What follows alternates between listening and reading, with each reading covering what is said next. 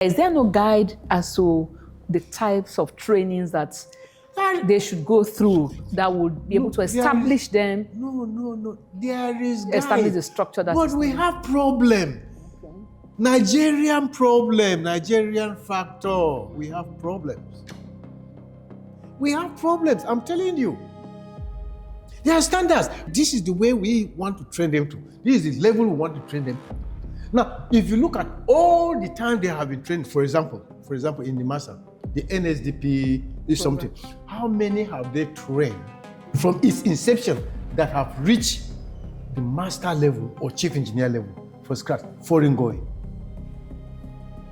What kind of structure should actually be on ground to ensure that Nigeria, being a maritime nation, be able to have its presence in committees and sittings where it should be able to speak, share its own experiences, its own knowledge, and establish its interests? Let me put it this way. We are represented in committees. But the question you should ask, who and who? What is the category of those people who represent you? Are they the right people to represent? That is the issue we need to address. Thank you for joining us on today's edition of the Waterside Diaries. We appreciate you and we appreciate your time. Our guest for today's discussion is Engineer Abuja Kato. He's had over 30 years experience working in the Nigerian maritime industry. His focus for today's discussion is the need to have people who have technical knowledge, who are professional, to represent Nigeria in the Committee of Nations wherever they are discussing issues of interest. Stay with us. The life of a seafarer, or while you are still cadets, so the trainings are still the same thing, but we know that technological advancements have come in.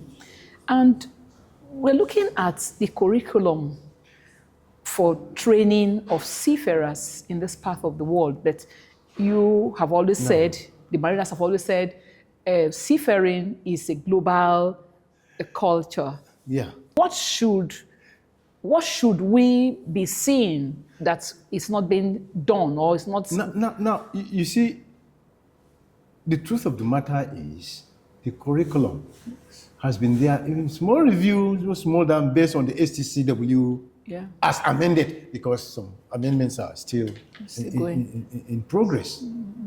So now we are expecting to see us taking part and parcel of that amendment, not that when it is amended, they push it to us to implement. Mm-hmm. I don't know.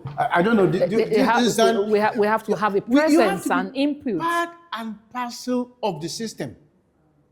Because when they want to do it, they call all the flag government to send representatives who will come, and they form a committee who will be able to do the amendment. They will propose the things that they need to be amended based on the technology. But unfortunately, most of those people who attend those kind of sessions, they have little or no idea about it. Now, if you don't have little or no idea about it, how will you be able to perform? You are sitting there with experts who are well knowledgeable. They are discussing, no, we need to do this. Now you sit down. They say, what is your contribution? Okay, it's just as they have said, which is not good enough. We need, as technology changes, we must be aware and be part and parcel of the discussions. Okay, you are saying as technology changes, Nigeria advances. Yes. Let me say advanced technology. But you know that they may not just bring it to you. You have to be pushful enough to have a place at the table. But that is the issue. Who will help you to have a place at that table? We have a maritime administration. The maritime administration, I agree. Okay, those who are supposed to be there, are they those who actually knowledgeable? Don't forget, we have a maritime administration. I give you an instance, right? I was to attend a technical, IMO technical meeting in London, those days when I was still with them. Now, we had about 3 people from Federal Ministry of Transport, 2 people from NPA, 1 lady from NIMASA, and myself. That time, William Azu was still there. That time. With the IMO. I'm just trying to give you a scenario. What happens now? Yeah. There was the issue, when they started the issue. That was how everybody just sat down. Because there was no contribution. Everybody sat down. Some you were nowhere to be found. They have gone to their own shopping. You know. So now, first day, second day, where are these people? So, because there, you don't speak directly, you have it, you script it down, push it to William Azu. Now, there are protocols, you know how, then they give him it, then he will bring the issue. Now, there were issues which I had to scribble, but there was nobody contributed. How can you agree to spend such kind of money to have a good representation? Okay, now that brings us to the need for us to address very important issues for the development of the maritime industry in Nigeria. What kind of structure should actually be on ground to ensure that Nigeria, being a maritime nation, be able to have its presence in committees and sittings where it should be able to speak, share its own experiences, its own knowledge, and establish its interests, at least before they can come up with, be they new protocols, be they new rules for engagement, whatever they are at all, for Nigeria to at least contribute to technical issues that will cover her own interests within. Let me put it this way. We are represented in committees. But the question is to ask, who and who? What is the category of those people who represent you? Is it those now, yes, I know this guy. It's a favor. To send somebody there is a favor. Not necessarily you must know what you're supposed to know. No. Oh, she's my secretary. She's been working with me. There is a committee on so maritime safety. This is, or there is they want to review this. Put her name, Mrs. Dr. Hope. Let her name be there. Maybe one of the big guys. I have this. Let him. They're represented. They are all represented. But are they the right people to represent? That is the issue we need to address. Because everything, we are self-centered. That's our major problem. We are doing to favor some certain people. I've gone there. They do. So the relevant people, they are there. They will never send anybody. Okay, now, some years back, there were worries and concerns that in the nearest future, as near as 2030, that there could be shortage of manpower, seafarers in the subsectors. What's your take? Yeah, it's... And I want you to speak to it with respect to the manpower development that Nigeria is undertaking, from the cadetship to other capacity development trainings to build manpower for the maritime sector in Nigeria. Let me be sincere to you. Yes. From the manpower development, yeah. Well, from statistics, maybe there will be shortage. Okay. But then, the caliber of seamen we are developing, to what standard do we develop them? We have so many of them. Every time here at Nimasa, they have trained how many thousands of seamen, sometimes when you go, where are these guys? You still don't... Shouldn't there be a guide? Is there no guide as to the types of trainings that they should go through that would be able to establish them, No. There is establish the structure that but is we needed. have problem. Okay. Nigerian problem, Nigerian factor. We have problems.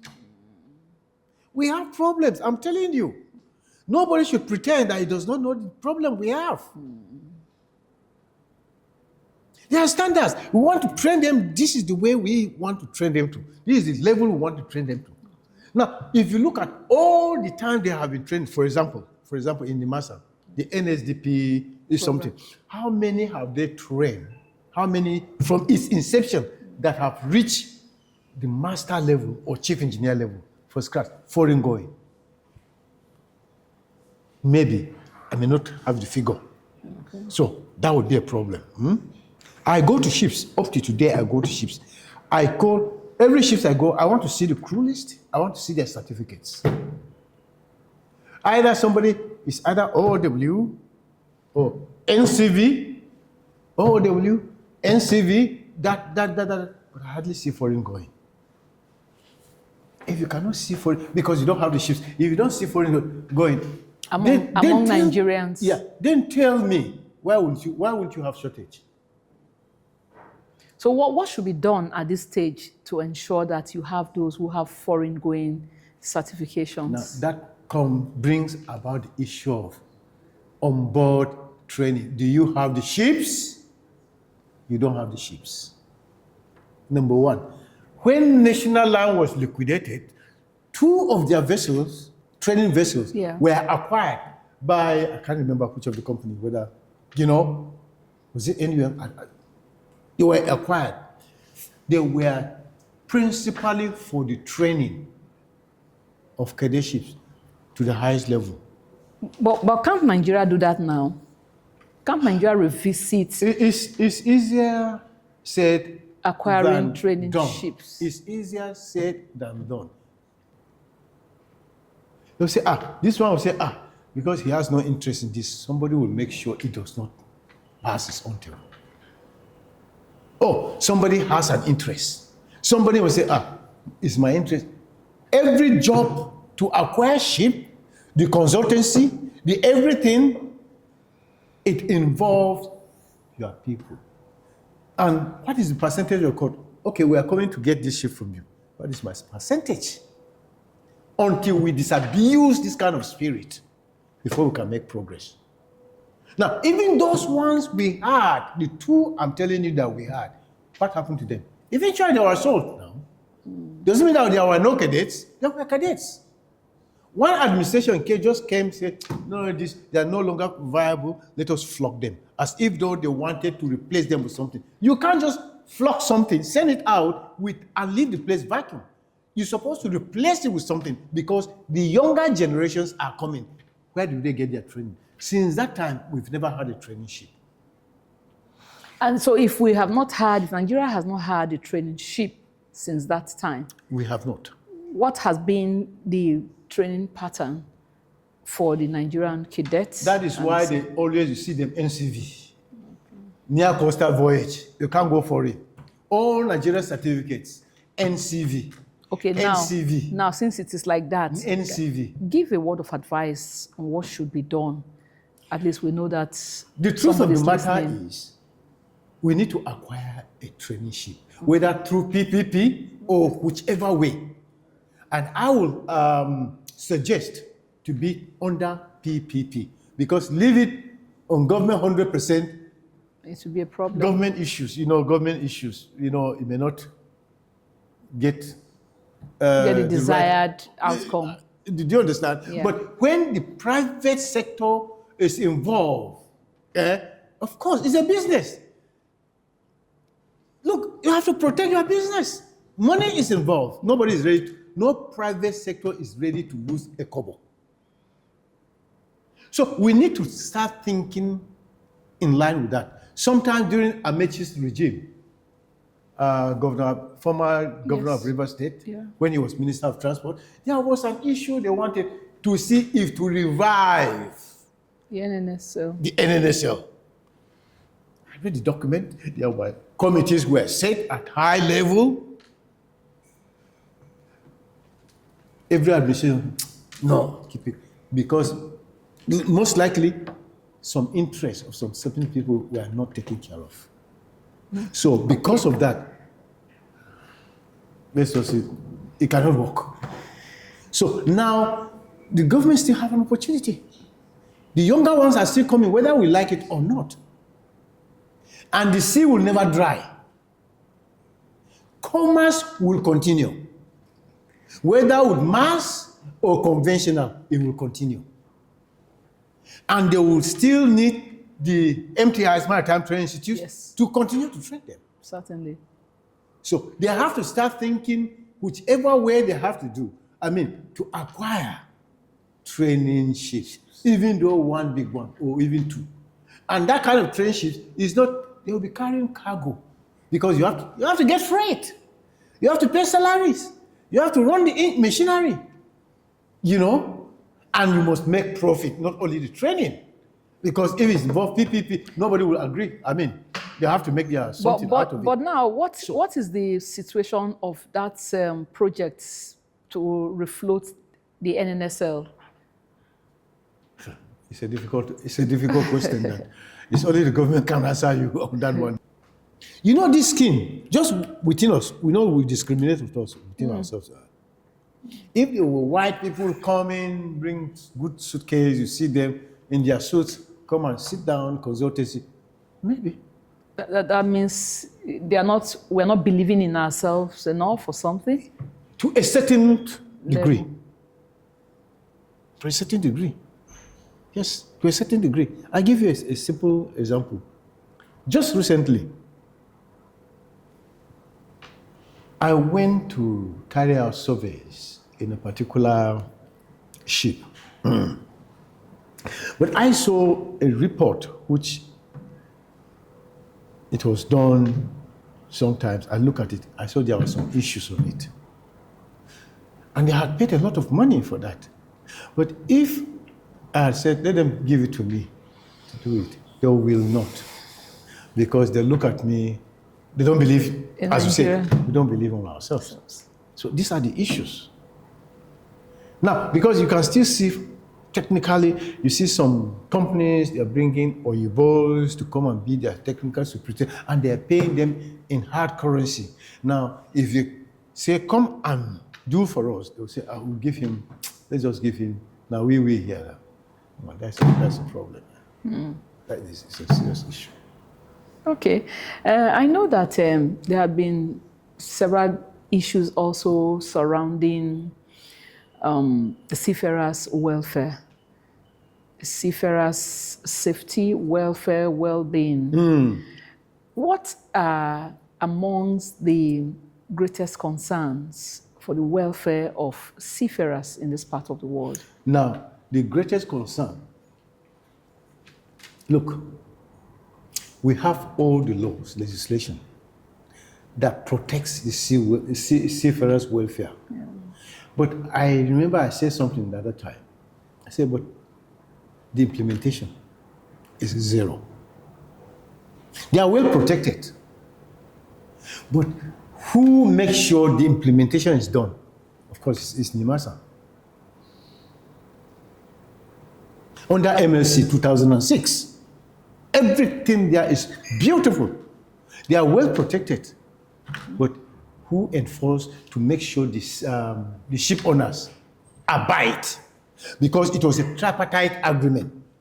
The ship owners, the seaman, and the government. The government, 40%, I think 40%. The ship owners, I think 20%. I mean, that is percentage. That was how they presented it. So there's still a problem because of the implementation. And I can understand when you meet some certain ship owners, resistance. Look, when the business is not flowing, how do you make sure the welfare is taken care of? It's difficult. Some people, they may be out of business. Their ships are lying down, they are burning diesel every blessed day. Minus. At the end, you have to pay salaries, the crew wages, victualling, and other things. How do you, at the end, you are going back to the bank and start borrowing. And you know what is it? Catastrophic is it? To go to bank and start borrowing to pay salaries. I can understand. Could those be part of factors that contribute to seafarers' fatigue? Maybe the number of personnel? That can be part of it, because the fatigue, when you bring the issue of fatigue, it's a very serious issue actually, because the standard, at least everybody's supposed to work for 8 hours. Okay. 4 hours, and break for 8 hours and 4 hours. But you find some certain ships, because they cannot pay you, and they find out because their jobs are not there. You have to, from this time, you have to close so time. And that encourages a lot of safety issues, accidents. There are fatigues. You know, the time you're supposed to be resting, you are not resting. You are doing another job. You are resting, they'll just come and call you. And maybe you are operating one machinery, you are dozing, you are... What should the rest hour structure actually be like? It's supposed to be 4 hours. Your officers are supposed to... 4 hours, you go on watch. After that 4 hours, you rest for another 8 hours. Then you go for another 4 hours, rest for another 4 hours. So at the end, you are working just like a shore person, 8 hours. But that rest sometimes is very difficult to achieve. Because you could be called anytime. Because you are resting, the ship is in problems, and you say you want to rest, then you want to go down with it. I don't know whether you understand the point. Yes. It's different when you are in your house, when you close from your office, you go back and nobody will call you. But this one, you are within the confines of the ship. You are alive. You are there. So they can call you anytime. You know, except during maneuvering, when you are going alongside, you know, they cut off that, say, okay, and at the end they will compensate to make sure you have that. Because there is a lock whereby rest hours supposed to be documented. Yes. And the master sign. Why they do that? To make sure the seafarer, they're able to have enough rest. What about the issue of shore leave? Well, no, shore leave, there are some ports. Okay. They are allowed shore leave. Okay. Some ports they're not allowed to go on shore leave. Okay. Now, we know that even though you are a seaman, they will not allow. Yeah, because during our time now, we are lucky, even in Russia side there, even though you go out during the USSR, you know, you go out, as you are going out, you meet them at the gangway, you collect your document, you go under strict monitor, you come back, they make sure you are back on board. Yeah. I think that's a bit tough. And again, some people became very tough because some people were going AWOL. They are going AWOL. Yeah, you just go, they don't find him again. So. But what will make a seaman and a seafarer go out on AWOL? Vision. Okay. What has he been thinking? Thinking about? Does he just want to go and stay in Oyibo country and be doing the menial job? Or he really want to actually be a seafarer? That is my thinking. Okay, I think let's take it from that point. Just share a word with us, a Goodwill message for the Nigerian seafarer from you. Well, basically, seafaring, I appeal to each and every one of us, those who still go back to sea to be moving from here and there. It's a good profession, and they should keep it up. But I advise strongly, as soon as you get to the peak, do not wait 1 minute longer. Leave that place, join us ashore. Because otherwise, no matter how many years you stay there, you are still coming to start. So like how many years, how long should people actually be at sea? Yeah, well, there is no prescribed period. Okay. It depends on every individual. Because as you grow old, of course, your efficiency falls actually. But when the graph reaches there, you start coming down. Gradually. Nobody will tell you. When the time reach, You know yourself. Okay, what things would a person see for them to know that the graph has started dropping? Well, your efficiency. Okay. You know, is it every time you go to work, you start, every time You're I'm tired. you're sleeping, Yeah. you are dozing. Already, It's telling this on body, the body. you cannot cheat nature. You Certainly. cannot just cheat that. Certainly. When the time comes, you definitely, the body will start telling you, oh boy, this time, oh, I'm having my back every time. When you are younger, you are not having these issues. But when you are advancing, you are seems to be having these issues. Most especially when you are dealing with engineers. That you bend, you enter inside engine The engine room. to carry out some certain jobs there. Maintenance. And you know it's too tight. You bend, you try to squeeze yourself, and there'll be after effect anyway. Certainly. Certainly. So the body will start telling Telling you, you. you know, the body will start telling you. So basically, it's a good profession if somebody actually have the facilities where they can train them, you know, so that they can go and contribute their quota into the national development.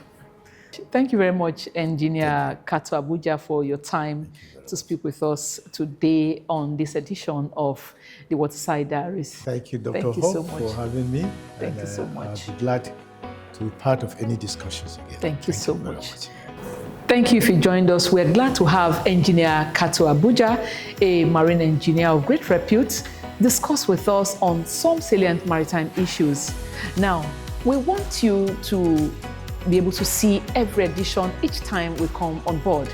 All you need to do is just subscribe to our YouTube channel. It is entirely free. Thank you.